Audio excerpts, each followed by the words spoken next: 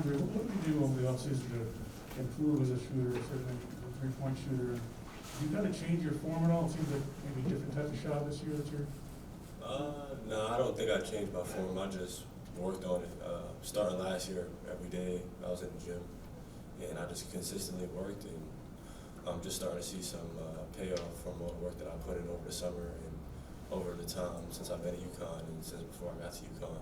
I knew that was a big weakness, and I tried to make it a strength. So every day I just stay consistent and try to work on it.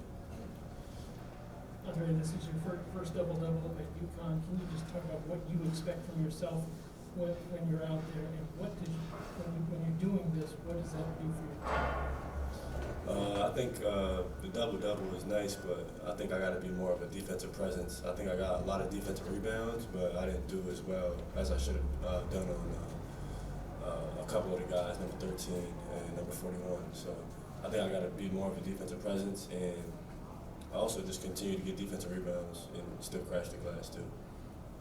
RJ, you had some guys in foul trouble today. You got some contributions from some other players. How important is that to be successful? It's very important. It's good to see guys come in and play well to back up the guys who started the game for us. And that's a strength of our team. We've been talking about depth all year. So just finally starting to click for some of our guys off the bench. Getting consistent practice time, practice reps. And so I'm just happy that today was a good start for us as far as our depth coming into play. Andre, can you talk us through that tip dunk that almost went down? And are there many that you don't go for? It seems like there's a lot in your range.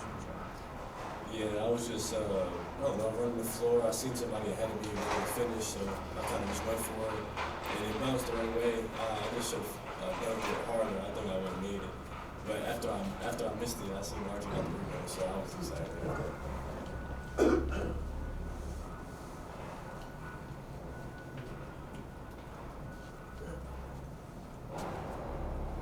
RJ, this is kind of weird to be going back to back with these guys. So, do you like the fact that you get to learn from what you did tonight and put it right back into effect? And what do you have to do better on Thursday to make this 2 in a row?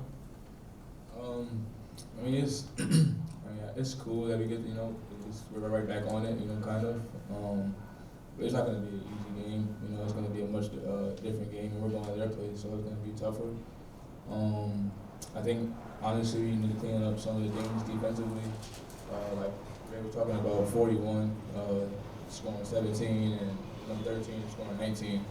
We got to stop that, those penetrations, and quite honestly, we have to stop giving up offensive rebounds, free throw box outs, and the rebound we should be grabbing to end possession so we can go out and run another end. We have to clean that up. Andre, it seems like since you've been here, you've talked about your desire and need to do everything else on the floor, and you kind of brush off scoring. But can you see a difference in this team when you're scoring double figures every game now? Doesn't it take pressure off other guys?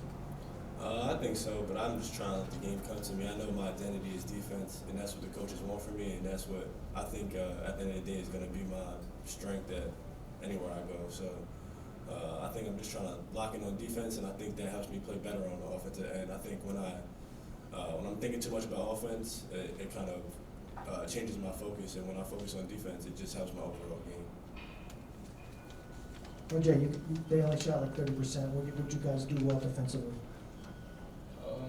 I think we did a good job, just, staying in front of our man, forcing the tough shots. But, they shot 30%, but at the end of the day, I just feel like I said before, we have to clean up those stops. When you have a stop, you have to get the rebound so we can go play the other way. We played relatively a good defensive game, 31% that's a tough shooting percentage.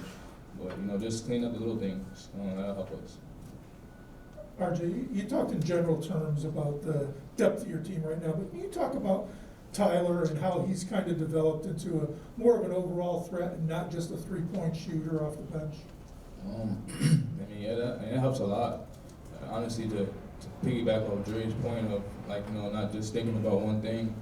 For Tyler, for example, you know, maybe he might think about, you know, I have to hit this shot, I have to hit this shot. I mean, but if he does the other thing on the court, guard his man, you know, crash offensive glass, get defensive rebounds, you know, block shots, those threes they're gonna come. Those shots that he didn't make before, they're gonna come, and that's what's been happening for him. He's been everywhere out there for us, and now those threes that he wasn't hitting before, they're going in. Andre, so both teams started off cold to start off the game. Many people were hitting shots, but R.J. Cole was able to get to the line and draw fouls. How important is it to have a leader like that to be vocal with you guys on the bench and get you guys out of those droughts?